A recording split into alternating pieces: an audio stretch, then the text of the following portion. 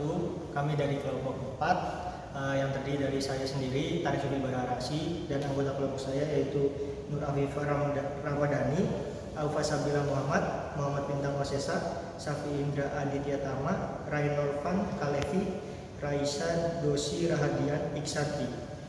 Nah, di sini kami akan menjelaskan mengenai hak dan kewajiban, yaitu tentang telat atau tidaknya membayar pajak. Terima kasih. Satu persatu kendaraan yang melintas di Jalan Pantai Indah Timur, Penjaringan, Jakarta Utara diberhentikan oleh polisi lalu lintas dari Samsat Jakarta Utara serta petugas Badan Pajak dan Retribusi Daerah atau BPRD DKI Jakarta. Setiap kendaraan yang melintas diperiksa kelengkapan surat-surat serta wajib pajak dari kendaraan tersebut. Sebanyak 167 kendaraan baik roda 4 maupun roda 2 ditilang petugas. Tujuan razia gabungan ini untuk menindak para pengendara yang telat membayar pajaknya. Kemarin dan saat ini kami berada di lokasi Pantai Indah Timur, Kecamatan Penjaringan, yang merupakan target kami karena memang di lokasi ini banyak kendaraan yang belum melunasi kewajiban perpajakannya. Sedikitnya petugas BPRD sudah mendapatkan total 63,2 juta rupiah dari para pelanggar yang menunggak pajak dan membayar langsung di lokasi. Razia terhadap kendaraan yang belum membayar pajak akan terus dilakukan selama bulan Desember. Theo Renalfandi melaporkan untuk NET. Membayar pajak merupakan kewajiban dari setiap warga negara. Dalam Undang-Undang Nomor 28 Tahun 2007 telah dijelaskan tentang wajib pajak. Bagi warga yang menolak untuk bayar pajak sesuai dengan ketentuan peraturan perundang-undangan perpajakan, dapat dikenakan sanksi administrasi dan atau sanksi pidana. Apa saja wajib pajak itu?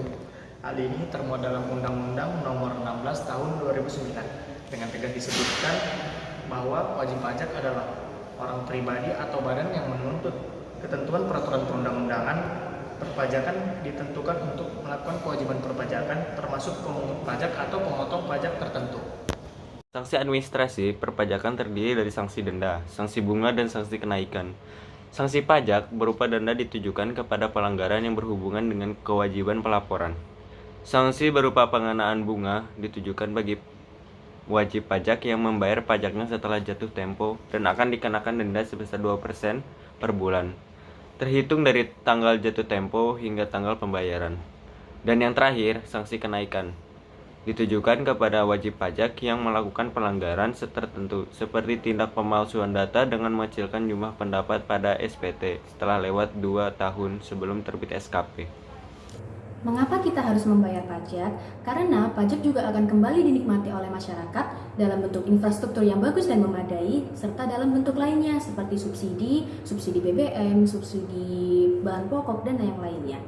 Oleh karena itu, kita juga harus memenuhi kewajiban kita untuk membayar pajak supaya kita dapat mendapatkan hak kita sebagai masyarakat untuk dapat menikmati fasilitas tersebut.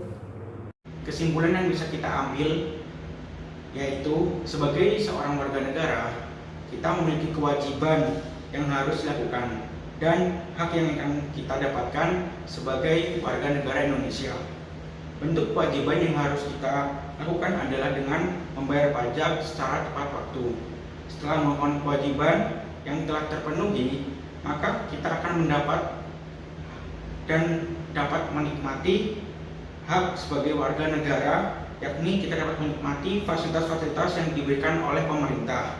Maka dari itu, kita harus membayar pajak secara tepat waktu. Sekian dari kelompok kami, yaitu kelompok 4. Mohon maaf jika ada kesalahan. Wassalamualaikum warahmatullahi wabarakatuh.